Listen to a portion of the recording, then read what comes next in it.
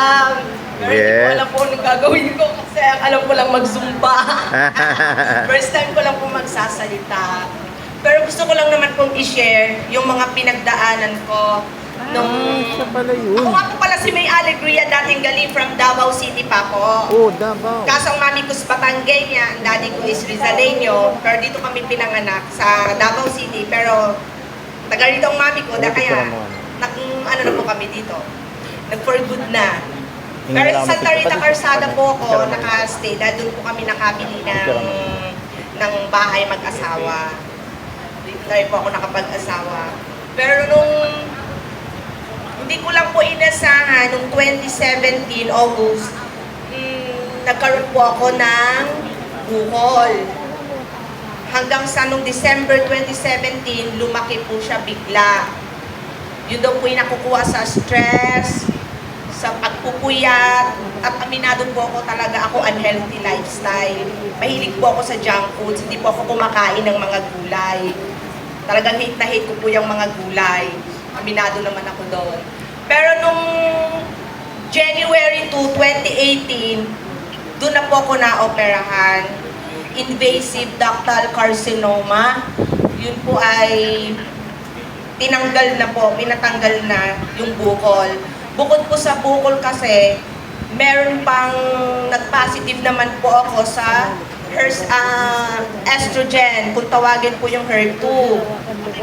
So parang bigla naman po akong na-shock naman kasi yung di ko matanggap noong mga panahon na yun kasi inisip ko kagad kung hanggang kailan na lang po yung buhay ko. Ayoko pa pong mamatay. Wala pa po ako na... Gusto ko pa pong makita ang mga anak ko na yung may stable, may stable job. Sa madalit sabi, nung ma-operahan po ako, di ko talaga matanggap.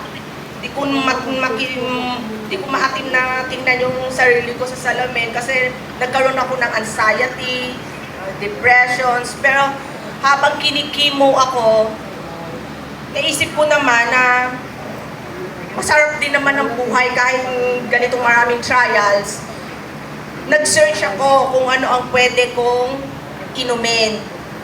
Hanggang sa nakita ko nga po yung Sante.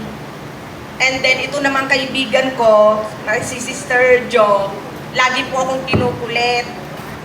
Talaga naman po ako umiinom naman talaga. Hanggang sa nahikayat po ako na maging member kay Sir Mac Onin at saka nagpapasalamat din po ako kay na Sir Jun at Ma'am Dina kasi nakilala ko po sila at naging kapamilya na po ako ng Sunday Vlog. Ngayon po, nung una po, ngayon po, hanggang 3 weeks po, napansin ko na talagang malaki po ang binigay niyang magandang benefit sa aking katawan kasi po talaga, lantang gulay po ako palagi pag kinikimo. Unang-una, halos 2.8 million po yung amount na kailangan ko pong malikong para po makompleto ko yung chemo. Pero sa sobrang depressed ko dahil hindi naman ganun kalakihan ang sweldo ng aking asawa at saka may mga anak din po ako, 3, nagka-college pa po. Kaya inisip ko, ano kaya ang maganda? Bukod sa may iniinom po akong synthetic drugs noon, bilyon po ninyo is 36 session. Ay, parang saan kamay ng Diyos ko kukunin yon. Ay, kailangan hindi naman po ako pwedeng magpaka-selfish kasi dapat may ilalaan din ako para sa mga anak. Halos lahat, nung time na yun, gumuho talaga kasi sinangla na namin lahat yung mga na-invest namin para lang maipagamot ako. Pero hindi pa rin sapat.